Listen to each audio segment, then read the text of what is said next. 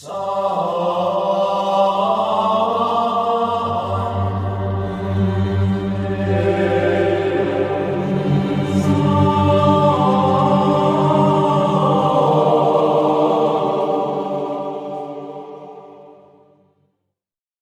हूं रविंद्र कृष्णवाल। आप देख रहे हैं आपका अपना YouTube चैनल सुमंत्रा ज्ञान सागर। आप सभी ने रामायण तो पढ़ी होगी, नहीं पढ़ी तो टीवी सीरियल में तो रामायण जरूर देखी होगी। और हम सभी ये भी जानते हैं कि रावण को किसने और किस कारण मारा। हम सभी जानते हैं कि रावण ने सीता जी का हरण कर लिया था, जिस कारण श्री राम जी ने रावण का वध किया। ये सच जरूर है, मगर ये पूर्ण सत्य नहीं है। पूर्ण सत्य कुछ और ही है। एक ऐसा सत्य जो किसी के पूर्व जन्म से जुड़ा हुआ है। वो सत्य जिसको अंजाम देने के लिए उस आत्मा का पुनर्जन्म हुआ। आप यही सोच रहे होंगे वो कौन सा शख्स है, कौन सी आत्मा है जिसका जन्म रावण के अंत करने या कराने के लिए हुआ था। मैं बताता हूँ दोस्तों, उस पवित्र आत्मा का नाम था सीता।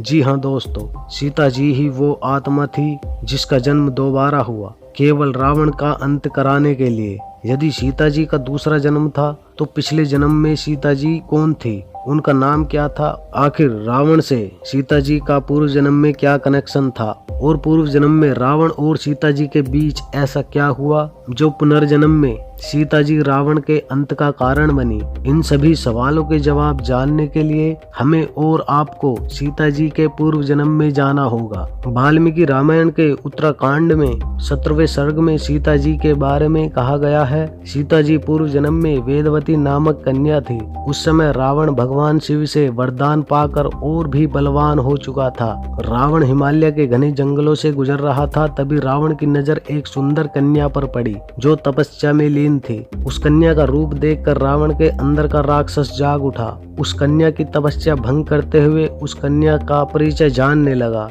उस कन्या ने बताया, मैं परम तेजस्वी महर्षि कुशध्वज की पुत्री वेदवती हूँ। रावण की मन की लालसा को महसूस कर आगे कन्या ने रावण को बताया, मेरे वैश्यक होने पर देवता, गंधर्व, यक्ष, राक्षस, नाग हर कोई मुझसे विवाह करना चाहता है, मगर मेरे पति समस्त देवताओं के स्वामी विष्णु जी ही बनेंगे। यह मेरे पिता की इच्छा थी। इसी बात से क्रोधित होकर शंभु नाम के दैत्य ने सोते समय छल से मेरे पिता का वध कर दिया। इसी वियोग में जलती हुई चिता में कूदकर मेरी माता ने भी अपने प्राण त्याग दिए। मैं यहाँ तपस्या इसीलिए कर रही हूँ ताकि मैं विष्णु जी की पत्नी बनकर अपने मृत पिता की अधूरी इच्छा को पूरी कर सकूं।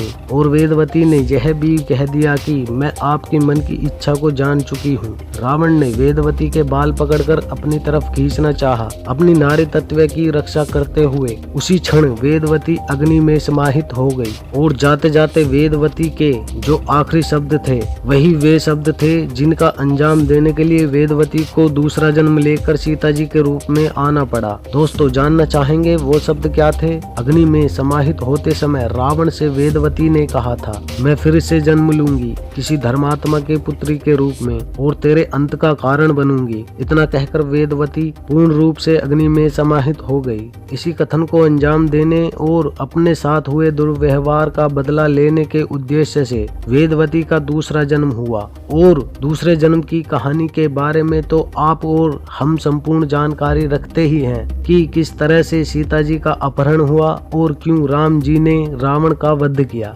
वजह केवल एक ही थी, सीता जी जो पूर्व जन्म में वेदवती थी। तो दोस्तों, ये था रावण की मृत्यु का अनसुना सच, जिसके बारे में आज भी लोग कम ही जानते हैं। वीडियो कैसी लगी कमेंट जरूर करें, अच्छी लगी है तो लाइक करें और ज्यादा से ज्यादा वीडियो को शेयर करें ताकि ये वीडियो उन सभी लोगों तक पहुंच सके जिन्हें अभी तक रावण की मृत्यु का पूरा सच नहीं पता है।